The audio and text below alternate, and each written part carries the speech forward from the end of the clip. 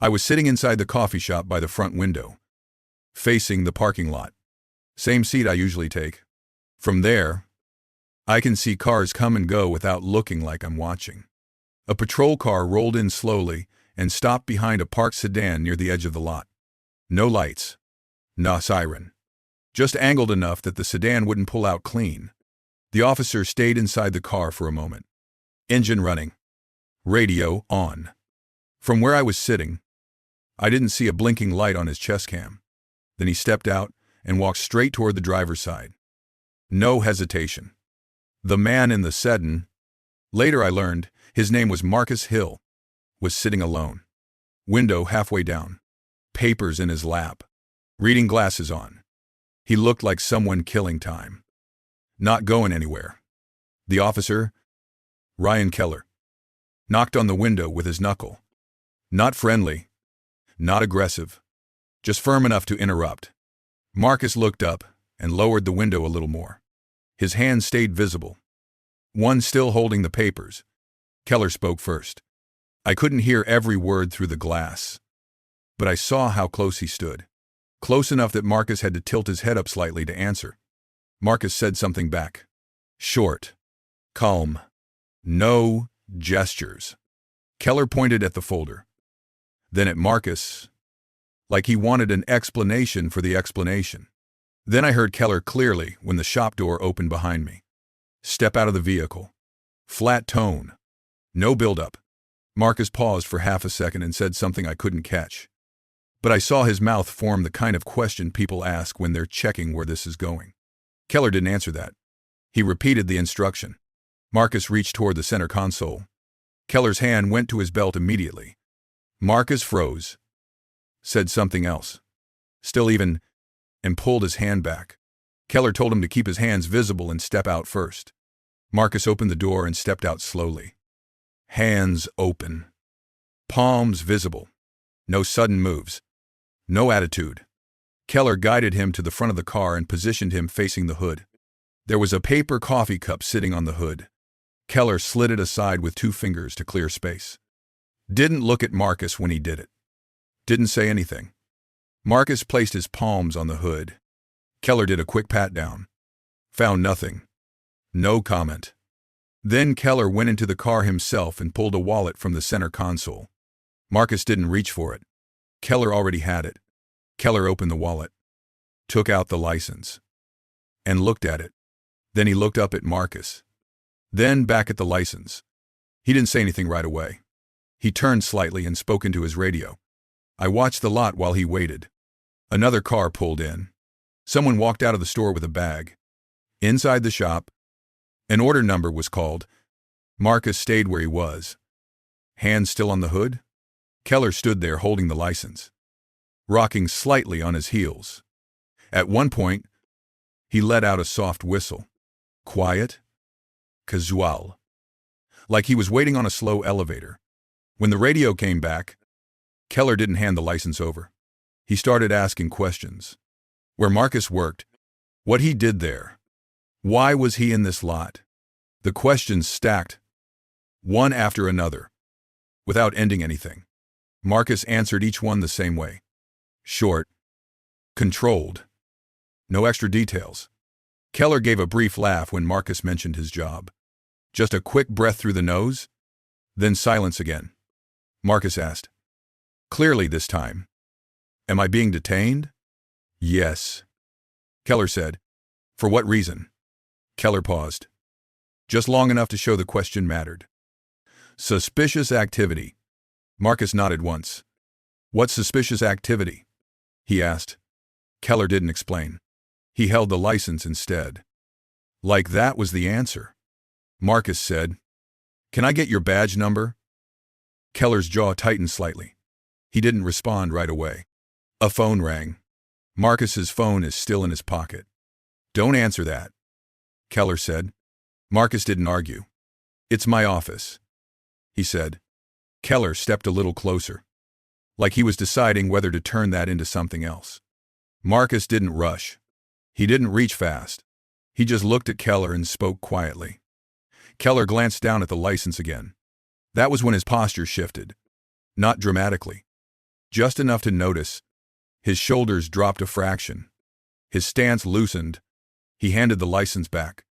"All right," he said. "You're free to go." No explanation. No apology. Just the release. Marcus picked up his coffee cup, opened the car door, and got back inside. A few minutes later, a woman came out of one of the stores and got into the passenger seat. They drove off.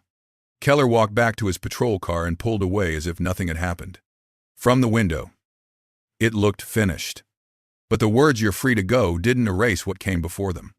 The sedan was gone. The patrol car was gone. The parking lot went back to normal traffic. People walking out with bags. Doors opening and closing. I stayed where I was. Maybe 5 minutes passed. Maybe less. Then I saw Marcus's car again. It pulled back into the lot and parked a few spaces away from where it had been before. Not rushed. Not dramatic. Just deliberate. Marcus stayed inside the car this time. He didn't get out. He didn't look around. The phone was in his hand. A few seconds later, the patrol car came back. Same officer. Same angle. Again. No lights. Keller stepped out more slowly this time. Different posture. Less forward lean. More distance. He walked up to Marcus's window but didn't knock right away. He waited until Marcus looked up. I couldn't hear much from inside the shop, but I could see the shape of the exchange. Marcus held the phone up slightly, like he wanted Keller to see it without pushing it toward him. Keller said something short. Marcus answered and turned the phone so the screen faced Keller. Keller leaned in, squinted at the screen, then straightened up. His eyes flicked away, not at Marcus, but past him, toward the lot. Marcus spoke again. Just a few words. Keller didn't interrupt. Marcus put the phone to his ear and spoke clearly enough that I caught parts of it when the shop door opened. "Yes," he said. "I'm here now." "Yes." "Same officer. Ryan Keller." Keller's head snapped slightly at the sound of his name. Marcus turned his body a little. Enough that Keller could hear the call but not see the screen anymore. "I'll be there shortly," Marcus said. "I'm finishing up." He ended the call and looked back at Keller. For the first time since I'd been watching, Keller didn't speak right away. He took a small step back. His hands came off his belt. Marcus said something I couldn't hear. But I saw Keller's face change. Not panic. Not fear. Keller asked a question. Marcus answered with a nod and one sentence. That was it. Keller reached into his pocket and pulled out a notepad. He wrote something down, tore the page cleanly, and handed it over. Not a ticket. Just information. Marcus took it and glanced at it without reacting. Keller spoke again. Quieter this time. I couldn't hear the words. But the tone was different. Measured. Careful. Marcus nodded once. Keller stepped back and gave him space. Actual space this time. Marcus started the car. Before pulling out, he looked at Keller one last time and said something short through the open window. Keller nodded. Didn't respond verbally. Marcus drove off and didn't come back. Keller stood there alone for a few seconds, then returned to his patrol car and left the lot in the opposite direction. Inside the shop, the noise picked back up as nothing unusual had happened. Orders called. Chairs scraped. A barista laughed at something behind the counter. I finished my coffee and left. 2 days later, I got a voicemail. Then an email. They asked if I'd been in the parking lot that afternoon and whether I'd seen an interaction involving Officer Ryan Keller. They didn't ask how I felt about it. They asked for times. Position. Where I was sitting. What I could hear. What I could see before and after the second stop. I gave them what I had. A week later, I was asked to come in and watch a video. Not the whole thing. Just segments. The first approach. The pat-down. The moment the license was read. The gap before the reason was spoken. When the clip paused, the room stayed quiet. No one said much. One person rewound it and played the ID moment again. That's when I understood why Keller's posture had shifted. Marcus Hill wasn't just a guy waiting in a parking lot. He was the executive director of the city's police oversight office. The civilian head of the board that reviewed officer conduct. The person whose office names ended up in reports Keller had probably skimmed more than once. The footage didn't change. No matter how many times it played, I didn't hear anything else about it for a few days. Then the email started. Not from Marcus. Not from the officer.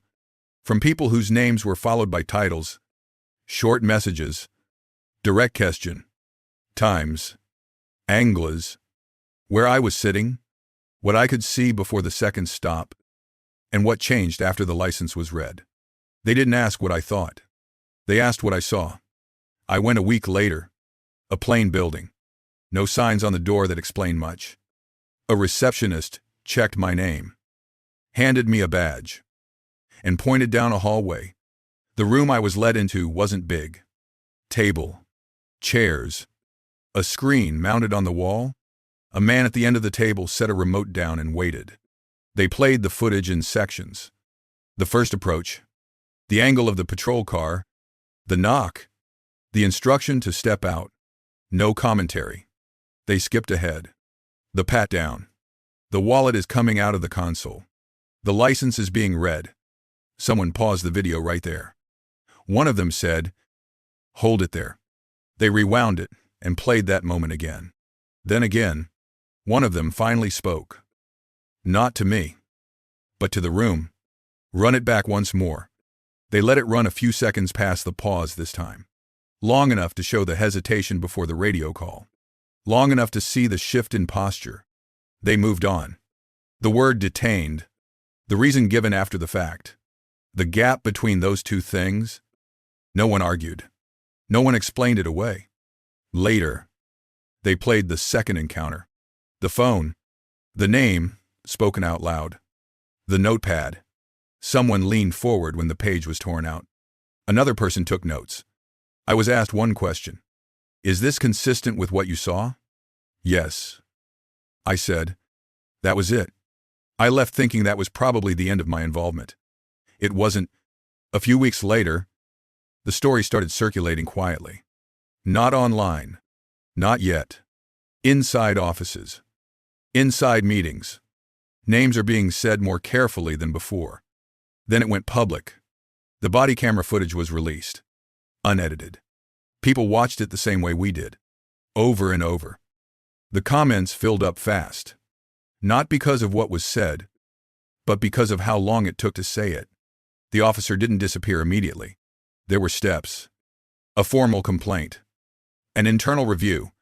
A recommendation. The union responded. That part was expected. They argued for training. For a suspension. For context. Marcus didn't speak publicly. He didn't go on television. He didn't write an op-ed.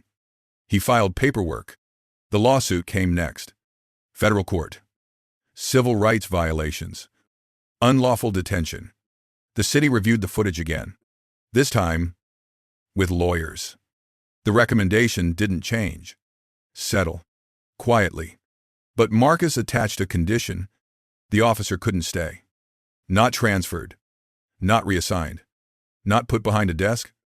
Gone. Negotiations stretched on. Weeks. Meetings. Calls that didn't go anywhere. Then they did. The agreement was signed. Officer Ryan Keller was terminated. No press conference. No podium. Just a notice. A badge turned in. And a career that stopped moving forward. The settlement amount wasn't announced. It didn't need to be. The footage had already said enough. The city issued a written apology. Marcus accepted it privately. He didn't comment on it. The video went viral anyway. People recognized the pauses, the stacking questions, the way a situation can stretch without anything technically happening. Others shared their own clips, their own stories, different cities. Same rhythm. The department made changes. Body cameras were required to be activated at the start of every citizen contact. Not halfway through. Not after a decision had already been made. Oversight was given direct access to footage. No requests. No delays. Officer Keller appealed. Arbitration lasted 2 days. The footage was played again. People asked how long that kind of encounter could go unchallenged. The decision was upheld. He didn't return to law enforcement. I never heard Marcus speak about it publicly. He went back to work. The oversight office kept reviewing cases, some small, some not. Every now and then, a clip from that day would resurface online. It looked like a routine that hadn't been interrupted. Until it didn't. Because this time, the person standing at the hood of the car knew exactly which questions to ask and when to ask them. And this time, the camera was already there. If you're watching this and you've seen something similar, something small that didn't feel small at the time, tell us about it in the comments. This is Power Abuse Stories. Subscribe if you want to keep seeing how these moments actually unfold before they're rewritten later.